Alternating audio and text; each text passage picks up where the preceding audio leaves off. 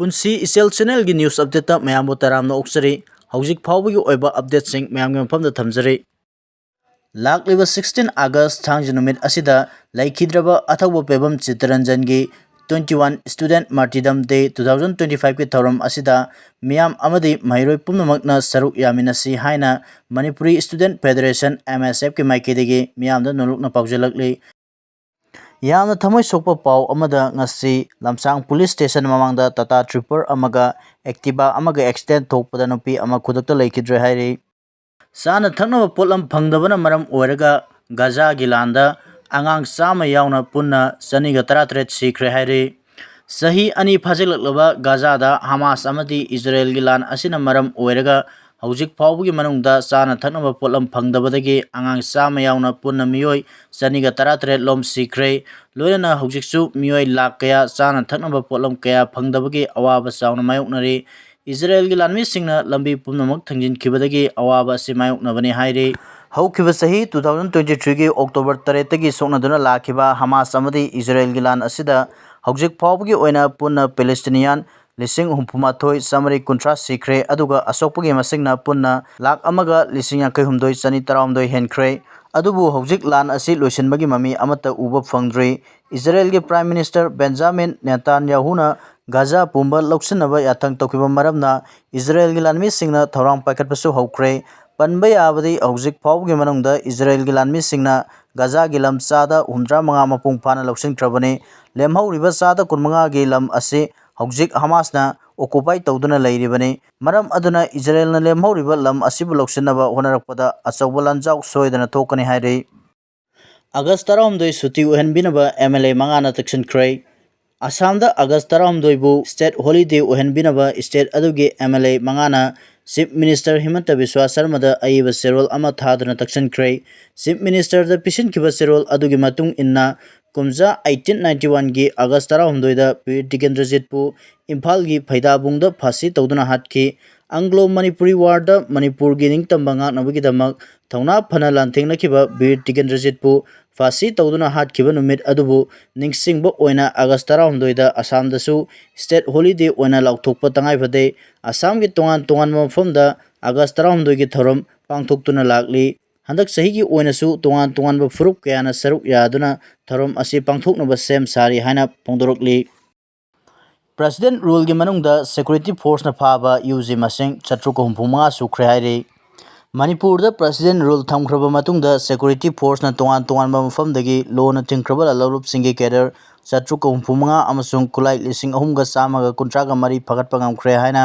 Agency दगी फंगबो पाउना हाइरि नेशनल हाईवे हांगदोक्तुना फुरुप खुदिंगमक्की मिसिंग चलहनबा लाइवेरबा दिमानी इमागी मैरा कुकी सिंगना मैते सिंग चटपे यारोय हाइना नेशनल हाईवे सिंग थिंजिंदुना थमलकपसे कुशलकले मसिबु हांगदोक्तुना फुरुप खुदिंगमक चटपे याहलु हाइबसे लाइवेरबा दिमानी हाइने इमागी मैरागी कन्वेनर TH सुरताना पाउमिसिंगदा फोंदोखरे मणिपुर प्रेस क्लब इम्फालदा पाउमिसिंगगा उनबदा महाकना हाइखि जर्मन रोड अमदी टाइगर रोड सेमगतनबा इंडियागी प्रेसिडेंट मेमोरेंडम थाबा नुमित 5 लैरगा रिप्लाई पिरकपा अमसुंग थबक पाइखनबा होनरलिबा असिना ताकलिबदि सेंट्रल गवर्नमेंट असि कुकीगी याका येंगलगा चटली हाइबसि इफोंग फोंगले सेंटर लेंगा असि कुकीगी मखादा लैरे हाइबा अता अफोंगनरे मैतै फुरुप असि इंग तप्पा पामजबा कांगबुनि हाइबसि हंदकता थादौ NP गी मिहुत 13 इम्फालदा लाक्तुना मिफम पांगथोखिबा अदुना मयेक सेंगना उल्लबनि अदुबु सेंटरना चोई चांग ओंदुना फुरुप कांगलुप मसेल नुंसिनदनबा होनबगी मओंगदा कुकी कांगलुपकिना लंबी पीनबा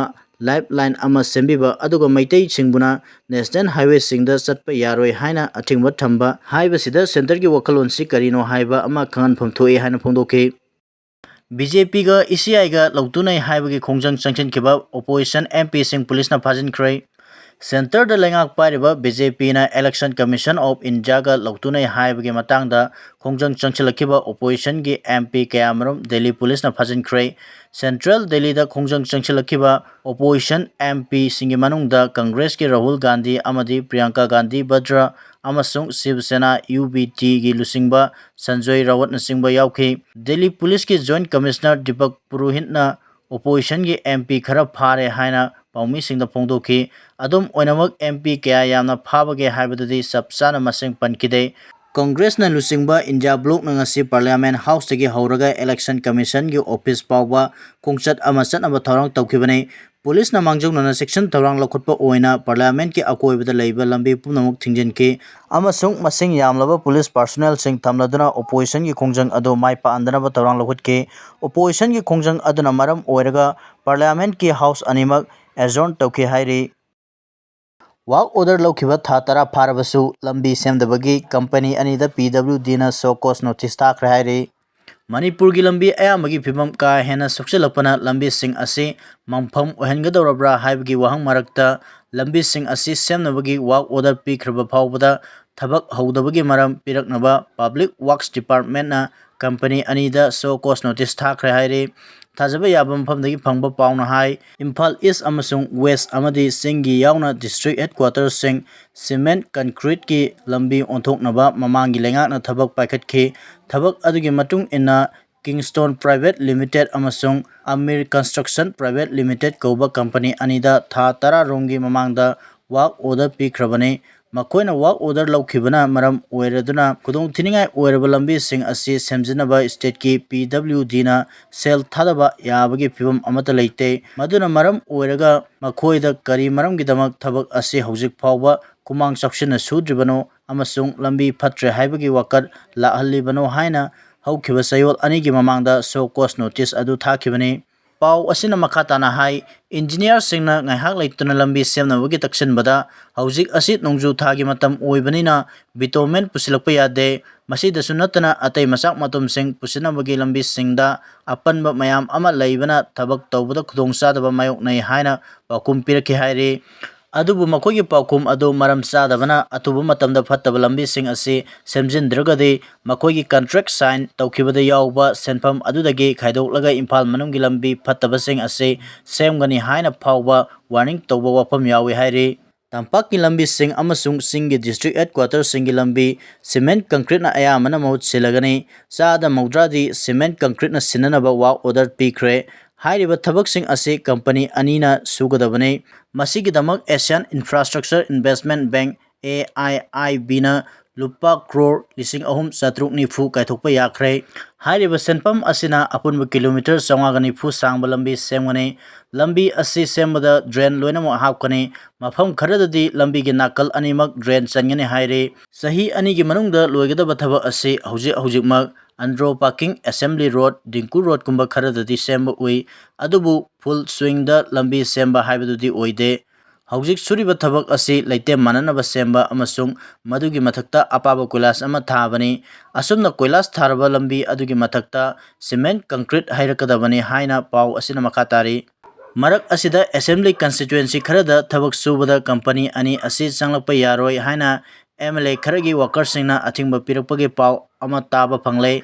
Kayam yamna sumba pau makno haibagi confirm tawdragasu assembly constituency sing adugi cement concrete ki lambi MLA ga naknaba miyoi singna sugani amasung thabak subagi sel adu makoida oina pigadabani haina ayat apan piba horaklei. Wafam asi kadai phawba summage haiba yengsinbinaba mari lenaba singda appeal tarukli. Myanmar gi drug lalonbagi thabak singda khulai paiba singna mateng panglei. Myanmar asi lupa lakh crore 1.5 ki methamphetamine trade Myanmar gi khulai paiba militia sing amasung leipak aduda leiriba khulai paiba singna mateng pangsilli. India da changlakhiba synthetic drug ki sada 90 di Myanmar dagi lakpani haiba khangle hairi. Leibak adugi khulai paiba loop singna mateng pangsinba drug cartel singna sambal khadaba awoba ngamkai paring amasung manung hanjina chenba turel sing loinana ngamkai lansilaklaga changsilakpa refugee singna yamlaba drug ki consignment sing awang nongpo state singda pusilaktuna Mizoram amasung Assambu global narcotics network ki transit hub am onthokli. Yamlaba drug sing Myanmar dagi Nepal Bangladesh amasung Mizoram da pusilakli haibase Directorate of Revenue Intelligence DRI amasung Intelligence Bureau IB na phongdokpa leikre. Kanagumana masigi data asi yengba tarabadi India da changsilakliba synthetic drugs singi sada 90 di Myanmar dagi pusilakpani. Masida demand hengkalakpa asigi mapung oiba maramdi yaba hariba drug makhal asina maram oiri. Yaba drug asi uran potyon tawbasingna amamamda lupa 10 da leiraga India gi kaithel yorokpa matamda lupa lising amadagi lising amaga chani phawba mamal haigali. Yaba tablet ki mamal wangkhalakpaga loinana methamphetamine amasung fentanyl gi demand su leptana hengalakli. Drug lalonbasingna Myanmar da hujik oiriba aruba phibamsing asigi khudongchaba lauri. Masina maram oiraga law enforcement ta chauna singnaba ama oiri. Drug sing asi pusilakpa matamda refugee sing asiga loina duna lakpani amasung makoi kharadi masigi thabak asida career oina sinabasu yauri. India da pusilakliba drug loinamak India gi kaithel da yonaba natte. Awang nongpo state sing asibu transit point oina sinare. Makoina khwaidigi pamba lambi asi kilometer 9 sangba Mizoram gi ngamkai paring asini. Turel sing asukpa umang sing amasung yamna sathiba sing saruk sing asida security agency singi oinadi yamna hena khudongchadaba mafam oiri. Masigi khudongchaba lauraga drug lalonba singna Sampai district asi makoigi ahanba khongdafam oina lauri.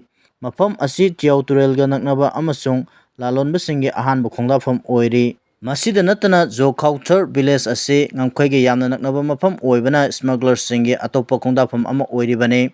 Mafam sing asidagi drug sing asi Assamda chatkraba matungda laibak asigi atop state amuk yaukhigedoribane. DRI yauna tongan-tonganba agency singna thijinba matamda drug cartel sing asi Chin National Army na sogale haiba khangba ngamlei. Makoi sing asina tunnel sing ngak senduna yamlaba consignment sing putok pusin tawbada mateng pangli. Methamphetamine drug lalonbagi thabak asisu Myanmar gi Y State Army na control tawri. Sahi khudingi oina lupa crore lakh 1.5 ki drug sing lalon itik tawbada mateng pangli. San State Army na leibak adugi heroin market ta sauna mateng pangli. Kasin amasung Chin State ta makoigi oiba tonganba factory sing leiri hairi. Drug lalonbadagi phangba sendong aduna nongmai amasung nomi sing leibada senari hairi. United Nations sahi asigi me thada phongba report ta kumja 2021 dagi methamphetamine drug sing sungba amasung putok pusin tawbagi sang asi mapung oina Myanmar gi San State ta khangen hengalakli. Methamphetamine ton 236 nongpok amasung kha nongpok Asia da kumja 2024 da phagatki. Masi kumja 2023 dagi sada 24 gi sang da hengalabani. Ton 236 haibasi phakibasing adu khaktani. Masidagi hena lona yadaba maungda kaithenda amasung miyam marakta yauribani haina UN Office on Drugs and Crime gi office tagi Benedict Hoffman phongdokhi. India gi oinadi law enforcement ki thabak toriba singda sauna singnaba ama oiri. Laibak asigi nongpok thangba saruk singe ayama mafam sing Myanmar ga ngamkai tainaraga lei. Masigi route asina Bangladesh ki Cox's Bazar yauribani. Myanmar da chaitheng hek nangbaga madu India da mapung oina awang nongpo state singda soidana adumak yaurokani. India da su khulai paiba singna cartel sing asida mateng pangsinbagi wafam leiri. Maramdi makhoisu cartel sing asidagi yamlaba senpham sing phangli haiki. Myanmar asi sahi kayagi mamangdagi malemgi khwaidagi chawba drug trafficking center ama oirakli. Oiriba phibam sing asina India gi security da haktengnana singnaduna lakli hairi.